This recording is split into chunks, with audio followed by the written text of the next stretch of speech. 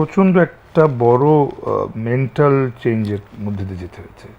And এইটা এই কারণে বিকজ ডক্টর হুমায়ুন আসলে ইজ আ রিফ্লেকশন অফ ইবলিশ বা শয়তান। অ্যান্ড আমাকে সবাই একটা কথা বলে, আপনাকে দেখেই বলে বোঝা যায় আপনি অনেক ভালো মানুষ। এই ভালো মানুষ আসলে আমার জন্য খুবই কাল হয়ে দাঁড়ায় ডক্টর হুমায়ুন হওয়ার জন্য। সো আমার যে একটা অ্যাকর্ডিং টু মাই ফ্রেন্ডস একটা নির্মল হাসি, সেটাকে মাইনাস করতে হয়েছে। সো যেভাবে ডক্টর হুমায়ুন হাসবে, হুমায়ুন তো অবশ্যই হাসবে বা রাগ করবে, চেঞ্জ করবে বা এনিথিং, হুমায়ুনের প্রত্যেকটা জিনিস আসলে স্কেচ করে করে একটা পেন্টারের মতো আঁকতে হয়েছে আমার।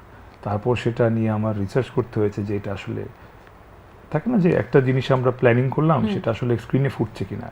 সো আমার নিজের মোবাইলে নিজেকে রেকর্ড করে করে অনেকবার আমি চেক করেছি, লাইক চার্লি চ্যাপলিন করতো।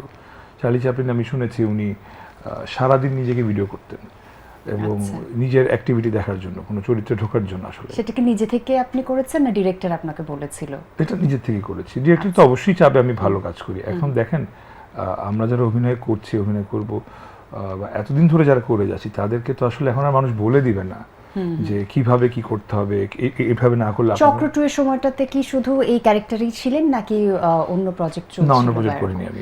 আমরা অনেকদিন থেকেই দেখছি আপনি কোয়ালিটি থেকে কোয়ান্টিটি থেকে কোয়ালিটিতে ফোকাস করেছেন, যে কাজের সংখ্যা কমিয়ে যেটা করব সেটাতে অনেক বেশি ডেডিকেশন দিয়ে করব, এটা আপনি আমাদের সাথে শেয়ার করেছেন এবং আমরা সেটা দেখতেও পাচ্ছি প্রমাণ আপনার পাচ্ছেন, কাজে। প্রমাণ পাচ্ছেন যে কথায় কথায় মিল আছে আসলে।